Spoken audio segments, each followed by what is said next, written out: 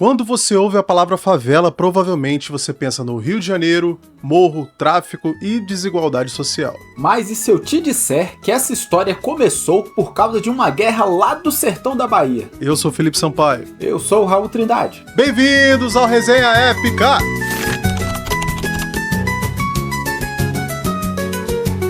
Meu amigo Raul, nessa onda que a gente tá aqui de falar de Brasil, e especificamente de Rio de Janeiro, né? Pra quem não ouviu o último episódio aí do Verão da Lata, né? Vamos voltar pro Rio, mais uma vez, né? E falar de favela, a primeira favela da história do Brasil. Né? Como é que ela surgiu? E da onde veio a palavra favela? Mas é válido lembrar que essa história não começa no Rio de Janeiro. Tá? E essa história tem ligação com um episódio que a gente tem aqui no Resenha Épica, que o nosso querido amigo Raul aqui gravou, sobre a Guerra de Canudos, lá no sertão da Bahia, né, Raul? É isso aí, o episódio que eu falo lá do cangaceiro loiro de Canudos.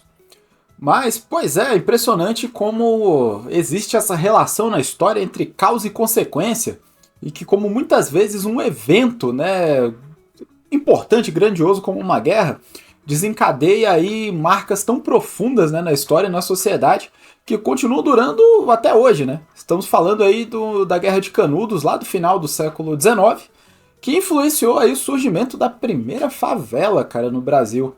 E daí em diante foi se desenvolvendo essa realidade que nos é bastante familiar hoje em dia. A gente estava aqui num período de uma república muito recente, em que a população estava explodindo, principalmente no Rio de Janeiro, que era a capital do Brasil na época. Época boa! Pra quem não sabe. E o que tinha acabado de acontecer, né? Acabado não, mas há pouco tempo tinha acabado a escravidão, né? Ou pelo menos a legalizada, né? Vamos dizer assim. Então, muitas pessoas que antigamente eram escravizadas, elas foram libertas sem receber terras, sem receber nenhum tipo de auxílio do governo, né? E elas começaram a se amontoar na capital, né? Nas grandes cidades ali. Isso fora as migrações, né? Principalmente de vários italianos, japoneses, chineses, né, que chegavam aqui na costa brasileira.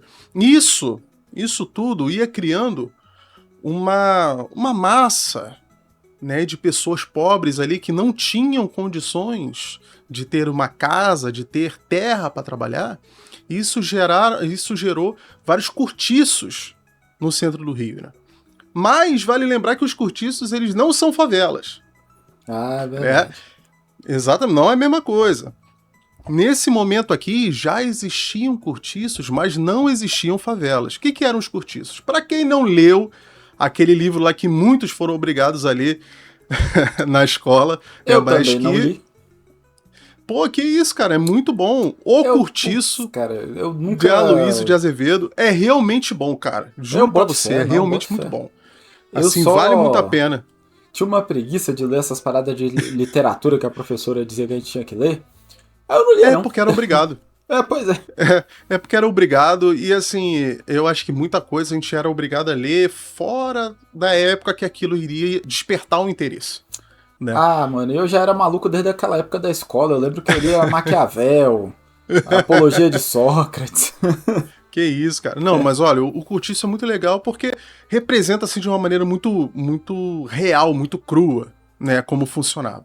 E a realidade era parecida com uma comunidade, com uma favela, né? O pessoal mais carente, que se amontoava ali em vários barracos ali, feitos com casarões antigos, ou até de madeira mesmo, assim, improvisados, que pagavam um aluguel, né, pro dono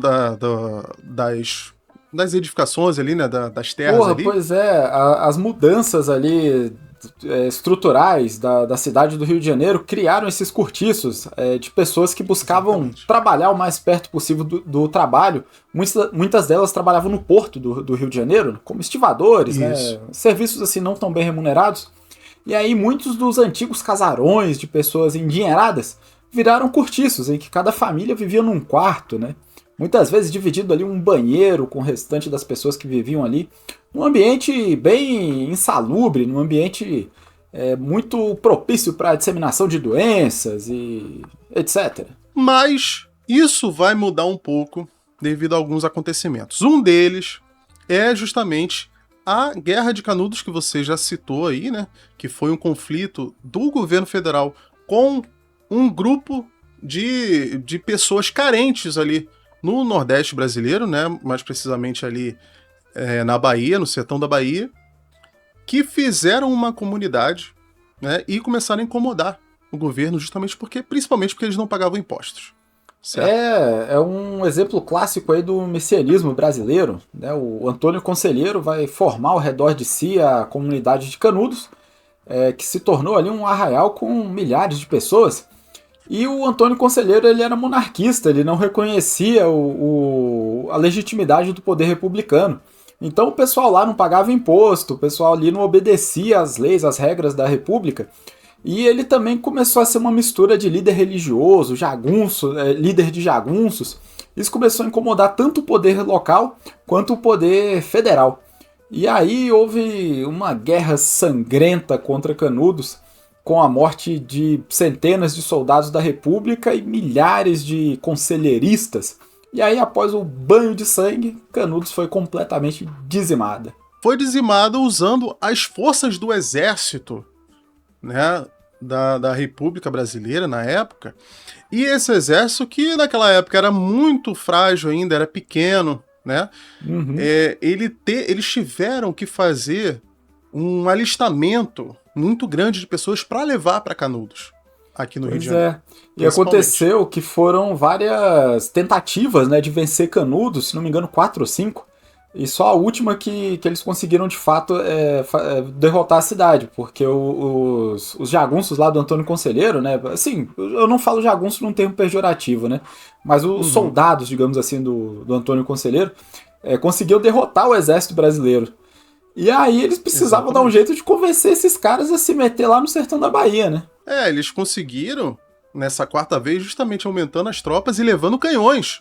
Os caras levaram os canhões Krupp, né, que são uma empresa alemã que existe até hoje, inclusive, né? Até tem uns exemplos de canhões Krupps aí em alguns quartéis ainda do Brasil. Um lugar que vocês podem ver se vocês estiverem no Rio ou estiverem visitando aqui, lá no Forte Copacabana tem alguns desses canhões, tá? Que estão desativados, logicamente, né? Mas dá pra ver lá. Já me falaram muito bem lá do Forte Copacabana, viu? Cara, coisa linda, tá? Pois é. Que a vista extraordinária. Mas tem que chegar cedo, que a fila é enorme. Mas se você tivesse um conhecido que trabalha lá, talvez... Rapaz. Mas então, eles usaram fogos de artilharia, né, contra esse pessoal ali de Canudos, né, e juntamente com esse reforço que eles conseguiram, vamos dizer assim, de última hora, né, muitos dizem até que foram obrigados, né, a se alistar contra a vontade. Para eles levarem esses canhões, assim, eu imagino que vai ver que tinha uma fortaleza lá, né, assim, muito bem estruturada. Então, eles levaram de navio, pô. Os caras foram de navio. Eu falo aí assim, eles precisavam derrubar uma muralha lá. Ah, não! Eles derrubaram, foi uma igreja e um monte de barraco. Casebre de barro, né? Pois é. Cara, tem foto da igreja deles bombardeada, cara. Foi o principal alvo, porque as pessoas se escondiam lá, né? O pessoal se amontoou dentro da igreja. Construção proeminente, né? O restante era um casebre. Mas por que a gente tá falando? Por que a gente tá falando de Canudos? Porque o que o governo, o que o exército fez para convencer esses homens a se alistarem e irem até a Bahia lutar contra brasileiros? Pra fazer matar um carioca sair da praia pra ir lá pro sertão da Bahia. O que eles prometeram? Eles prometeram, entre outras coisas, né? Eles prometeram moradia. Eles prometeram que, depois de voltar de Canudos, esses soldados teriam casas ali no centro do Rio de Janeiro. O drama de todo brasileiro, né, cara? Moradia. Desde sempre, né, cara? Desde sempre. Então, o que aconteceu foi isso. O pessoal foi lá, fez o que fez. Quando voltou, o que eles receberam? Acharam que os caras nem iam voltar vivo, né? Tipo, vamos ver, quando voltar vivo a gente vê o que faz. Receberam um aperto de mão, tapinha nas costas, meu irmão. E esse pessoal que ficou desesperado ali, né? Que não recebeu suas casas. Não tô dizendo que todos eles iriam receber. E não estou dizendo que ninguém recebeu. Tá? Deixar isso claro. A história não é tão simples assim. Mas esse foi um dos grandes motivos, né, da ocupação de um morro chamado Morro da Providência, que fica justamente muito próximo do Palácio Duque de Caxias, que é o comando aqui do exército aqui o Comando Militar do Leste, né, que abrange aqui o Rio de Janeiro, Minas e Espírito Santo. E eles começaram a ficar rondando ali justamente para saber, e aí, já vai sair minha casa? E aí, como é que vai? Pô, vão me pagar? Porque até o pagamento deles estava atrasado. Então o pessoal ficava lá nas portas do palácio, entendeu? Cobrando. E como muitos não tinham nem para onde ir, o que eles fizeram? Eles começaram a ocupar esse morro que fica muito próximo do palácio, que é o Morro da Providência lá no centro. Para quem não sabe, ali esse palácio é bem do lado da central do Brasil, tá? Bem no centro mesmo do Rio. E o que acontece? Esse morro, na verdade, já existia ocupação nele, tá? Já existiam uns poucos casebres ali, desde 1820, se eu não me engano. O Felipe, mas... E esses casebres eram justamente das pessoas que foram expulsas dos cortiços que você falou no início, né? Acho que até foi por isso mesmo que você falou. Porque exatamente. Os prefeitos do Rio de Janeiro, desde o Barata e do Pereira Passos, que foram os dois primeiros prefeitos ali do início da República, eles tiveram a ideia de destruir os cortiços e para fazer reformas ali urbanas, né? Muito inspirados pelo que aconteceu em Paris. E expulsaram essas pessoas dos cortiços, cara, imaginando que elas iam sumir, né? Sei lá, desaparecer, só pode. E essas pessoas foram viver justamente nos lugares onde ninguém queria, né? Um deles, o Morro da Providência, que era próximo ao cortiço do Cabeça de Porco, né? Que tem um Cabeça ótimo. de Porco, que é o cortiço representado no livro. Olha aí. O cortiço da Luiz de Azevedo, né? Que é excelente o livro, inclusive. E, como você bem disse, teve duas coisas que eles chamaram de bota abaixo, né? Em dois momentos diferentes ali. Em 1800 e pouco, ali, no início, não lembro o ano exatamente, mas 1800 e pouco e depois em 1900, se eu não me engano. 1890 e pouco, né? Isso. Esse bota abaixo era o quê? Era justamente desabrigar esse pessoal, demolir essas casas e esses barracos, para quê? Para fazer obras de infraestrutura, né? Alargar as ruas, entendeu? Fazer calçadões e tal. E vale lembrar que nessa época o que ditava a moda realmente era Paris.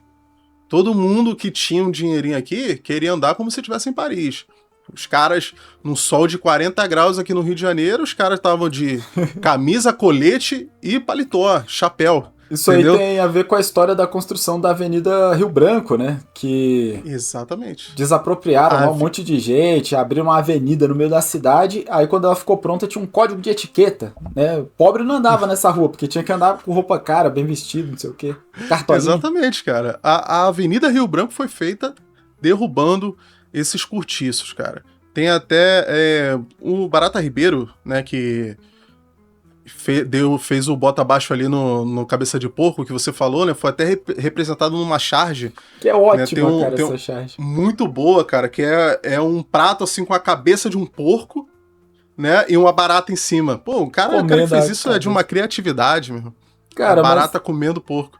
É incrível, né? Também a coincidência, assim, a ironia que isso representa. Isso tudo culminou nessa ocupação de morros aqui no centro do Rio, principalmente o Morro da Providência, que foi ocupado não só por soldados, mas principalmente por esses soldados que esperavam o pagamento atrasado e essas moradias que foram prometidas. E dizem, inclusive, que muitos desses barracos que foram feitos ali no Morro da Providência foram feitos com os caixotes que levavam as munições de artilharia para Canudos, né? Que se chamam de cunhetes, né? Uns caixotes grandões assim de madeira. Dizem que a gente não tem prova disso, mas é relatado em algumas fontes que os caras levaram várias caixas lá, desmontaram e começaram a fazer os primeiros barracos com essa mesma madeira. Tá? Não, inclusive era permitido à população usar os restos das demolições dos cortiços, cara. E aí eles usavam para construir os barracos, os tapumes, telhas, para construir suas moradias mesmo que rudimentares ali nesses lugares. Mas, aí lembra que eu falei que existia cortiço, né? Mas não existia favela ainda.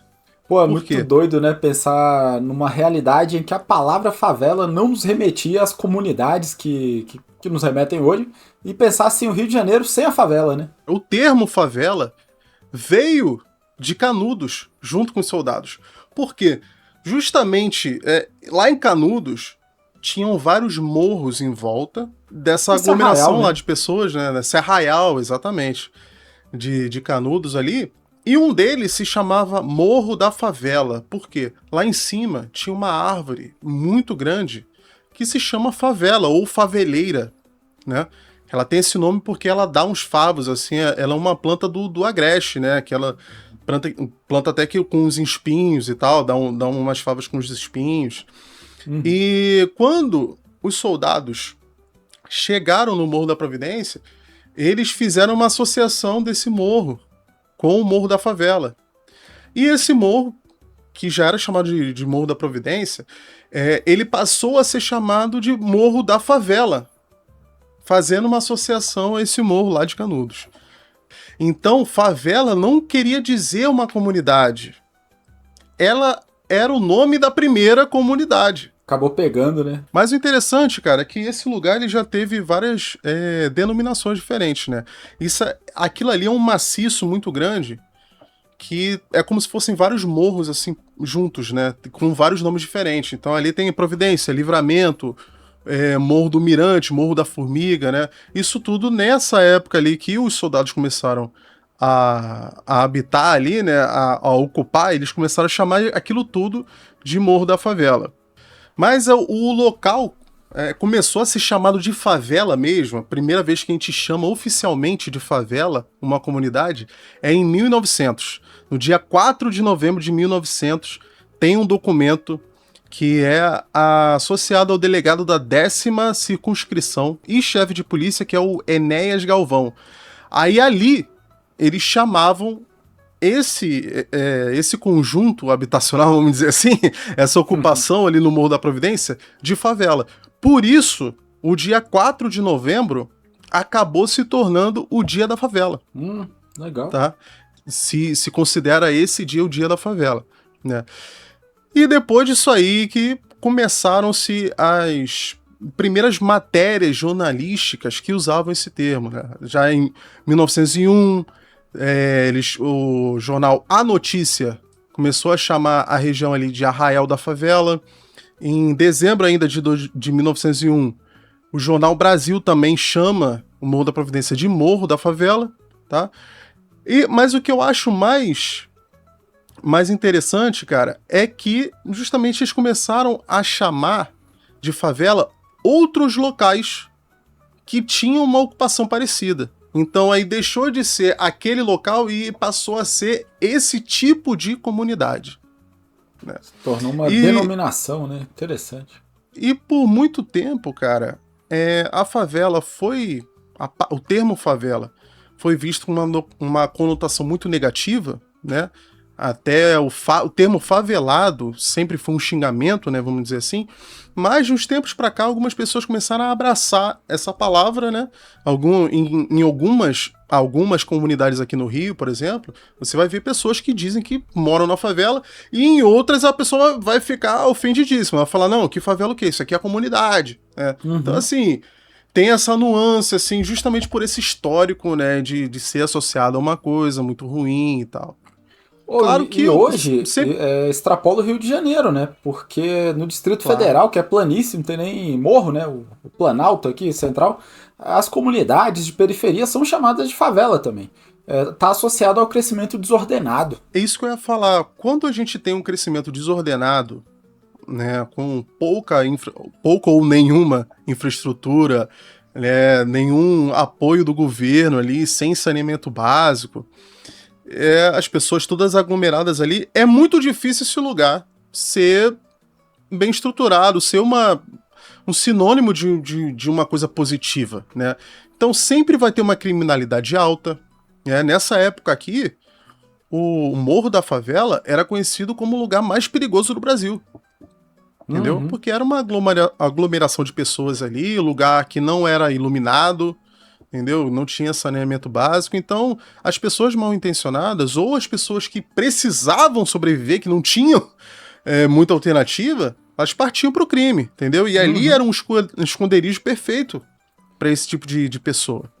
E é muito doido a gente pensar que aquela ideia higienista do início do século XX, de nomes ali como Oswaldo Cruz, imaginava que essas pessoas iam morrer, né? Sei lá, que elas não iam conseguir sobreviver nesse contexto dos morros ali, dessas ocupações. E parece que o Estado simplesmente ignorou essas pessoas, deixou que elas se organizassem à própria sorte. Não tinha intenção também de promover qualquer tipo de organização ou de estrutura para essas pessoas, porque queria que elas sumissem de alguma forma. E aí se tornou esse lugar autogerido, digamos assim, em que grupos criminosos, associações criminosas passaram a exercer um certo poder paralelo ao do Estado. Cara, você falou muito bem aí do Oswaldo Cruz, por exemplo, né? Que é um nome importantíssimo, né? Principalmente como higienista, né? A gente tem o Instituto Oswaldo Cruz aí, né? Que era o palácio dele, né? Construíram um palácio pro cara, seu pai. Porra!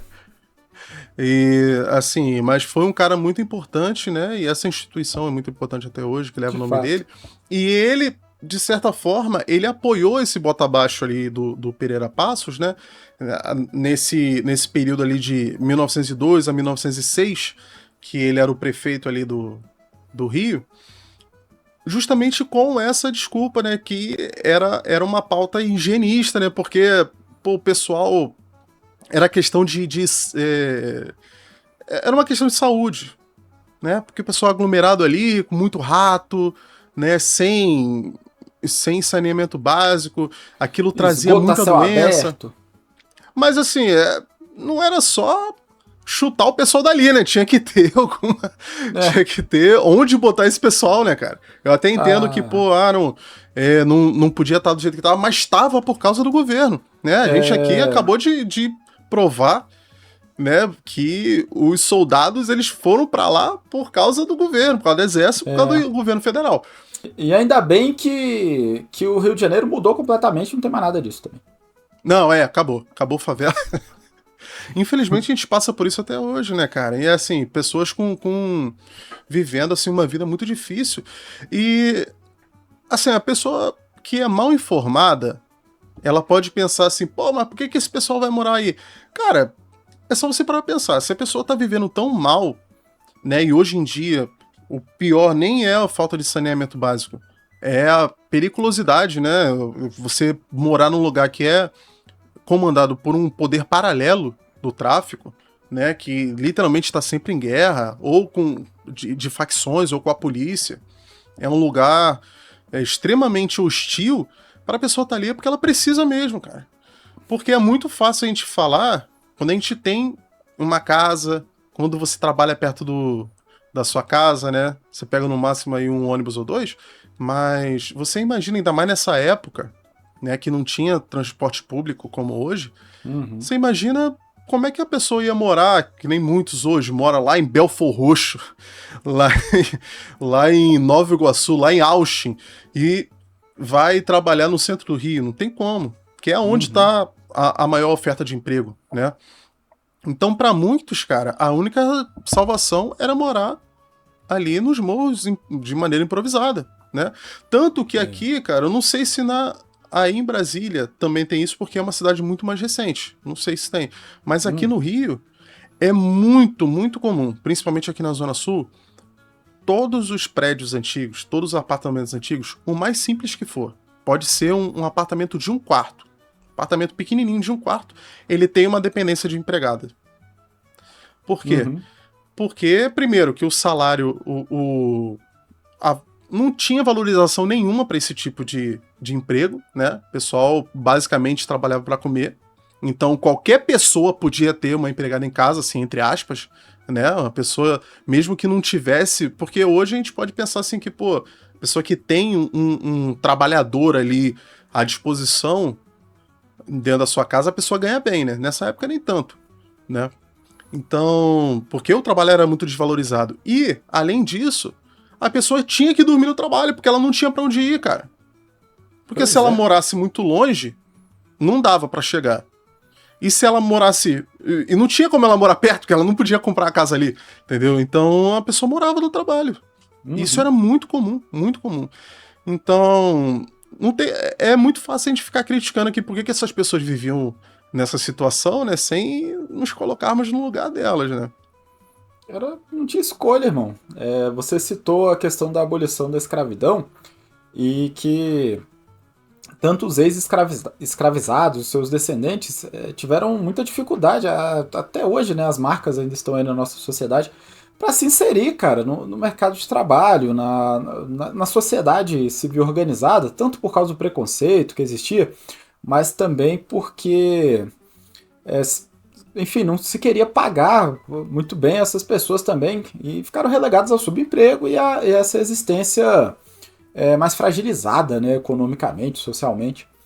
Mas, cara, é incrível também o poder de resistência, né, das pessoas e como todas essas dificuldades foram sendo superadas de alguma forma e, cara, as comunidades estão aí, né, com milhares, com milhões de pessoas e sustentando, de fato, a cidade, porque quem trabalha, né, é justamente a pessoa mais pobre, quem faz o trabalho, quem mantém o setor de serviços, que é o maior da economia, funcionando, é justamente essa pessoa trabalhadora mais pobre, né? Tava até lembrando aqui que, por exemplo, a Rocinha hoje, que é o maior favela, né, o maior complexo de favelas aí que tem, eu acho que já foi do mundo, não tenho certeza, mas é a maior do Brasil, com certeza, né? Que é gigantesco, cara. Tem até turismo lá dentro agora.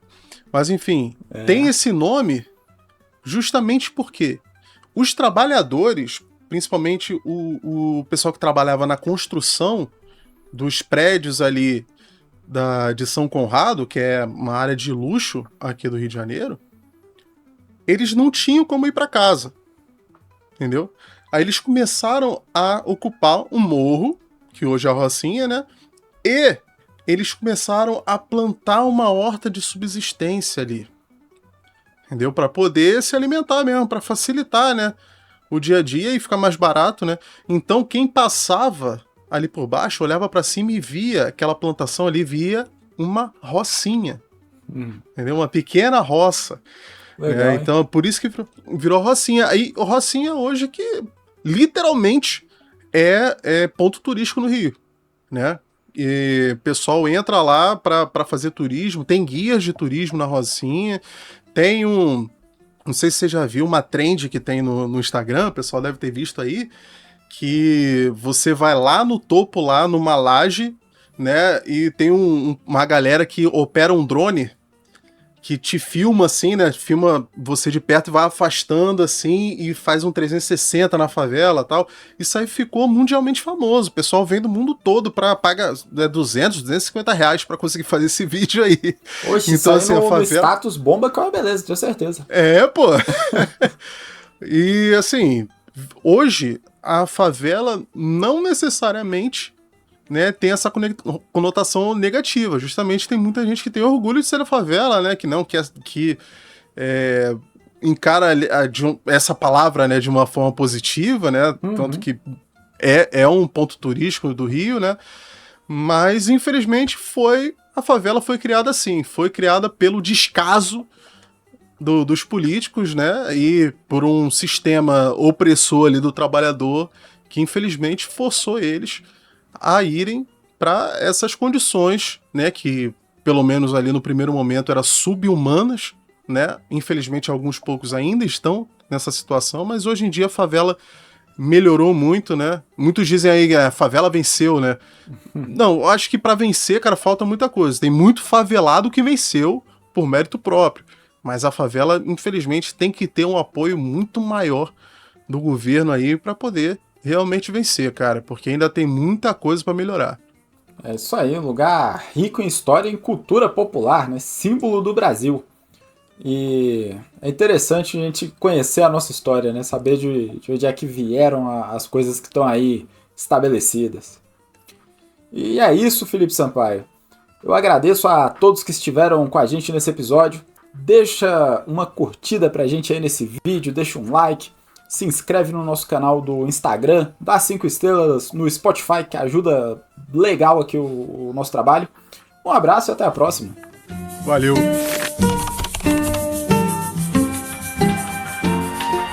O pessoal tem que curtir e comentar bastante isso aqui, cara. Compartilhar com os amigos, que, pô, gravar 2 vezes o mesmo episódio. Gravar 2 vezes o mesmo episódio é foda, meu irmão. Tá difícil.